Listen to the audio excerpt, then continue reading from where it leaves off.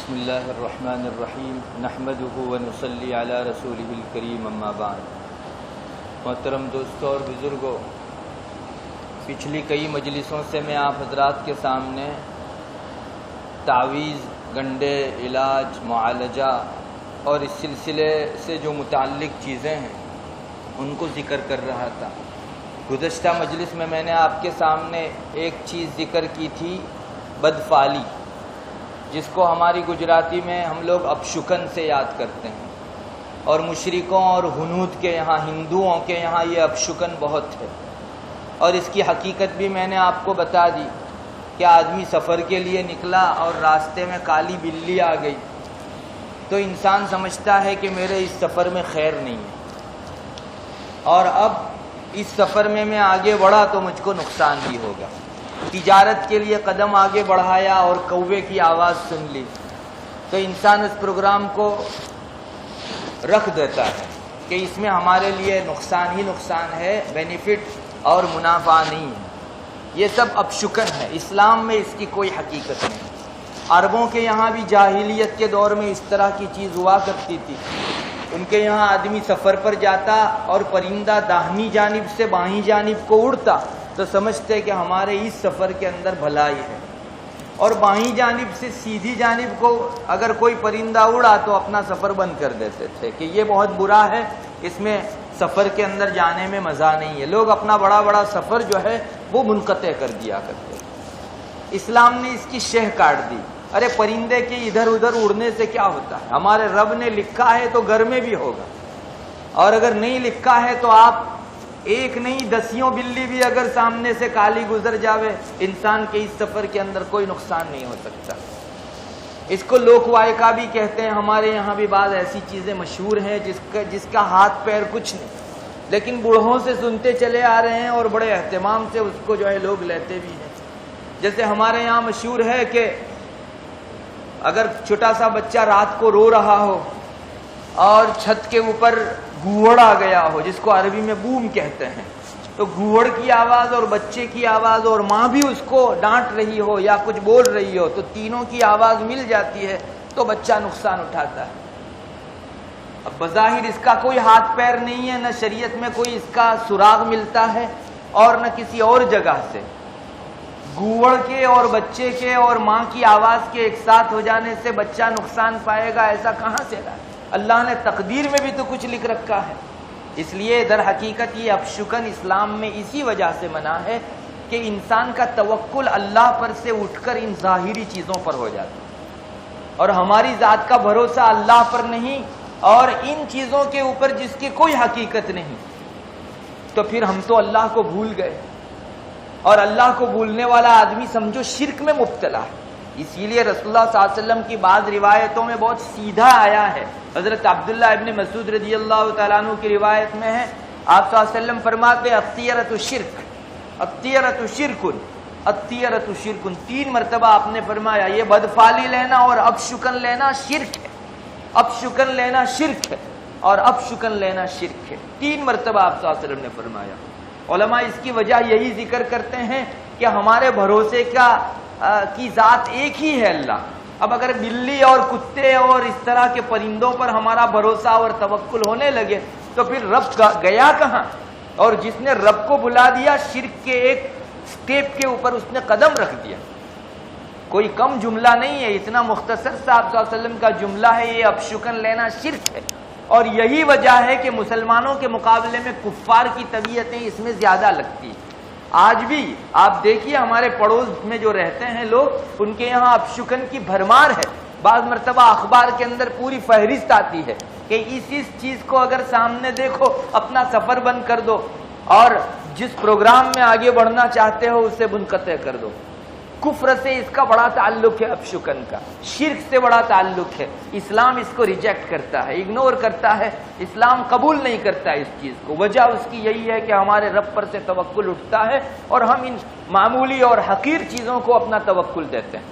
حضرت عبداللہ ابن مسعود رضی اللہ تعالیٰ عنہ کی روایت میں آگے یہ بھی ٹکڑا ہے، ہم میں سے ہر آدمی کو اس سے سابقہ پڑتا ہے، مگر مسلمان کو اللہ تعالیٰ یہ چیز توکل کی برکت سے ختم فرما دیتے ہیں۔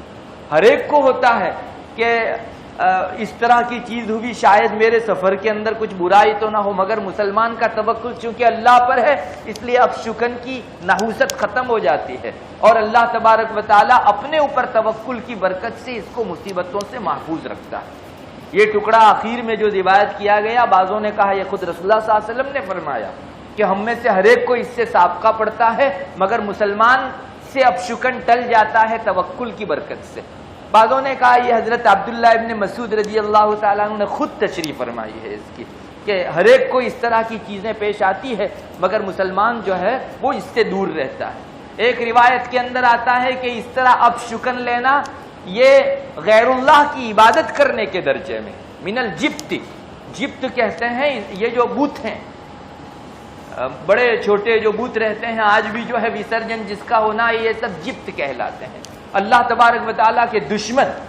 تو کسی انسان نے بت کی پوجا کی ہو، کتنا بڑا گناہ کیا، تو اب شکن لینے والا آدمی سمجھو یہ غیر اللہ کی عبادت کرنے والے کے درجے میں ہے، اسلام نے اس کا کوئی حصہ نہیں ہے۔ اسی لیے ایک روایت میں بہت صاف آیا ہے لیس منا من تطیر او تطیر لہ، اسلام میں سے اس کا کوئی حصہ ہی نہیں ہے جس نے بدشگونی لی یا اس کے لیے بدشگونی لی گئی اور اب شکن لیا گیا۔ ہمارے یہاں تو نہیں ہے لیکن مشرکوں کے یہاں ایسے خاص آدمی رہا کرتے تھے کہ جو آپ کو فال نکال کر بتاتے تھے کہ یہ اچھا ہے آپ کا کام، یہ اچھا نہیں ہے۔ ان کے یہاں بانسے کے تیر بھی مستقل تھے، یہ سب فال ہی کا طریقہ تھا۔ ایک ترکش جس کے اندر تیر رکھے جاتے ہیں، ان کے جو پجاری رہتے تھے لوگ ان کے پاس جاتے اپنے کسی پروگرام کو لے کر کہ مجھے اس طرح سے پروگرام کرنا ہے یا آئندہ یہ کام کرنا ہے، مجھے کرنا چاہیے یا نہیں، تو وہ اندر جو ترکش ہوتا تھا اس میں تیر اس طرح گھماتا تھا اور پھر بھگوان کے نام سے ان کا جو بھی بت رہا ہو اس کے نام سے نکالتا تھا۔ اگر اس میں لا لکھا ہوتا تو کہتا کہ اس کام کو تمہیں نہیں کرنا ہے، اور نام لکھا رہتا تو کہتا کہ یہ کام جو ہے تم کو کرنا ہے۔ اسی کو بانسے کے تیر کہا جاتا ہے، اور اسی کو قرآن کریم نے کہا والازلام رجس من الشیطان، یہ بانسے کے تیر یہ شیطان کی گندگی اور پلیدی ہے۔ تمہارے دل کے اندر اللہ کے توکل کے ساتھ ساتھ شیطان کی پلیدی اور کالا پن بھی رہتا ہے، اس کے زیر اثر انسان اس طرح کا کام کرواتا ہے۔ اس لیے ان چیزوں میں مسلمان ماننے والا ہرگز نہیں ہو سکتا، یہ سب اپشکن ہے، جو مانتا ہے اس کے سر۔ مسلمان کا توکل تو فقط اللہ تبارک و تعالیٰ کے اوپر ہے، وہ کسی اور چیز کے اندر ان چیزوں کو نہیں مانتا۔ بعض روایتوں میں یہ بھی ملتا ہے کہ اگر اپشکن ہوتا تو گھوڑے میں ہوتا، عورت میں ہوتا اور گھر میں ہوتا، لیکن اسلام میں اپشکن نام کی کوئی چیز نہیں ہے۔ علماء فرماتے ہیں کہ اس کا مطلب یہ ہے کہ دوسری چیزوں پر تو آپ کا قابو نہیں، بلی جاتی ہے تو آپ روک سکتے ہیں اس کو، کوا آواز کرتا ہے تو روک سکتے ہیں، لیکن ان تین چیزوں پر آپ کو قابو ہے۔ اگر آپ کو نہیں سیوٹیبل ہوتا گھر تو بدل دو دوسرا، آپ کو جچتا نہیں تو گھر بدل دیجیے۔ اب شکن کا زیادہ سے زیادہ آپ تبدیل کر سکتے ہیں، یہ تین چیزیں ہیں جس کو آپ چینج کر سکتے ہیں، تبدیل کر سکتے ہیں۔ بیوی اگر اس میں آپ کو اب شکن لگتا ہے تو اب شکن کی وجہ سے نہیں، آپ میل نہیں کھا رہے ہیں تو اس کو علیحدہ کر دو، اور گھوڑا اس کو بیچ دو کسی اور کو اور دوسرا گھوڑا خرید لو۔ لیکن سب دوسری چیزوں کے اندر ایسا نہیں کر سکتے۔ باقی ساری چیزیں تو آپ دیکھ رہے ہیں، بلی کا گزرنا، پرندے کا آواز کرنا، داہنی سے بائیں طرف کو گزرنا، بائیں سے دائیں طرف کو گزرنا، یہ سب تکوینیات ہے، اس میں آپ کا بس نہیں چلتا۔ ہرگز اس کا یہ مطلب نہیں کہ یہ تین چیزیں منحوس ہیں۔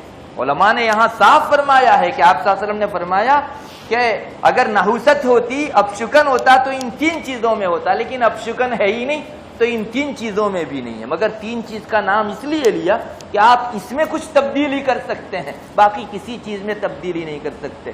تو بہرحال یہ اپشکن اسلام کے اندر کوئی مقام نہیں رکھتا، بہت بری چیز ہے۔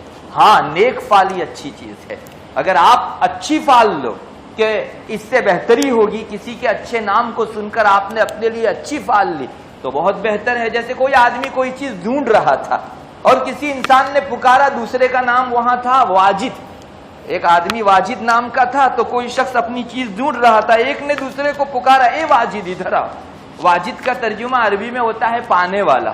تو یہ آدمی اس سے اگر یوں نیک فالی لے کہ میری چیز مل ہی جانے والی ہے، اسی لیے اس نے جو ہے اسی موقع کے اوپر واجد کا لفظ پکارا، یعنی اے پانے والے، کھوئی ہوئی چیز کو پانے والے۔ اس کی اجازت ہے آپ کو. اگر کوئی آدمی ہمارا بیمار ہے اور وہاں کوئی پکار رہا ہے اے سلیم، سلیم یعنی سالم، تو آپ اگر اس سے نیک فالی لیں کہ انشاءاللہ اس آدمی کی زبانی میرے مریض کو اللہ تعالیٰ نے اچھا ہونے کا ایک پیغام دیا ہے، تو اس کی اجازت ہے. اور خود رسول اللہ صلی اللہ علیہ وسلم سے یہ چیزیں ثابت ہیں. عربوں کے یہاں بہت تھا اس طرح، اچھی فال لینا بھی تھا اور بری فال لینا بھی تھا. اچھی فال کی اسلام نے اجازت ہے. اگر آپ کسی اس طرح کی چیزوں سے اچھی فال لیتے ہیں تو در حقیقت اپنے رب سے امید رکھ رہے ہیں، اور اللہ سے امید میں جو چیز آگے بڑھائے وہ اچھی ہوا کرتی ہے. خود آپ صلی اللہ علیہ وسلم کا معمول تھا، روایتوں میں آتا ہے آپ کسی کا نام پوچھتے، اگر اس کا اچھا نام ہوتا تو آپ خوش ہوتے تھے، آپ کے چہرے کے اوپر خوشی کے آثار نظر آتے تھے، اور اگر اس کا برا نام ہوتا تو آپ کے چہرے کے اوپر ناگواری کا اظہار جو ہے ہوتا تھا. اسی طرح آپ کسی بستی میں داخل ہوتے اور اس بستی کا نام پوچھتے، کچھ اچھا نام وہ بتاتے تو آپ کے چہرے پر خوشی کی لہر دوڑ جاتی تھی، اور اگر برا نام بتاتے تو آپ کا چہرہ متاثر ہوتا تھا. اسی لیے علماء نے لکھا کہ اپنے بچوں کے نام اچھے رکھو. بہت سے لوگ خسار نام رکھتے ہیں، اب اس کو پکاریں گے یا خسار. علماء نے مثال دی ہے اس کی کہ یا خسار یعنی یہ ٹوٹا اٹھانے والا، نقصان اٹھانے والا. تو ممکن ہے آپ کی زندگی کے اندر پھر جیسا نام اس طرح کے جو ہے اثر اترے. آپ صلی اللہ علیہ وسلم کے چہرے کی ناگواری یہ بتاتی ہے کہ ہر نام کا اپنا اثر ہوتا ہے. آپ جب بھی اپنا کوئی لشکر بھیجتے سپہ سالار کا نام پوچھتے تھے کہ تمہارے سپہ سالار کا نام کیا، تو اچھا نام ہوتا آپ خوش ہوتے تھے. تو علماء نے اس جگہ لکھا ہے کہ نام جو ہے اچھے رکھے جانے چاہیے. بہرحال اب شکن کوئی چیز نہیں، نیک فالی اچھی چیز ہے. عربوں کے یہاں بھی یہ چیز تھی. آپ کو معلوم ہے پچھلے دنوں سفر جو ہوا کرتے تھے بہت مشکل، جنگلات سے چلتے گزر کر جانا ہوتا اور دسیوں سینکڑوں مائلوں کے سفر ہوا کرتے تھے. اسی کے اندر ڈاکو بھی ہوتے تھے، جنگلوں کے اندر مختلف پھاڑ کھانے والے درندے بھی ہوا کرتے تھے. تو یہ لوگ اس جانے والی جماعت کو قافلہ کہتے تھے. عربی کے اندر قافلہ کا مطلب ہوتا ہے واپس لوٹنے والا. تو یہ اچھی فال تھی کہ آج ہی سے ہم تم کو نام دیتے ہیں واپس صحیح سلامت لوٹ جانے والا. تو یہ نیک فالی کی اسلام نے اجازت ہے. عربی کے اندر جس کو بچھو نے کاٹ لیا ہو اس کو سلیم کہتے ہیں. سلیم کا مطلب اچھا ہو جانے والا آدمی.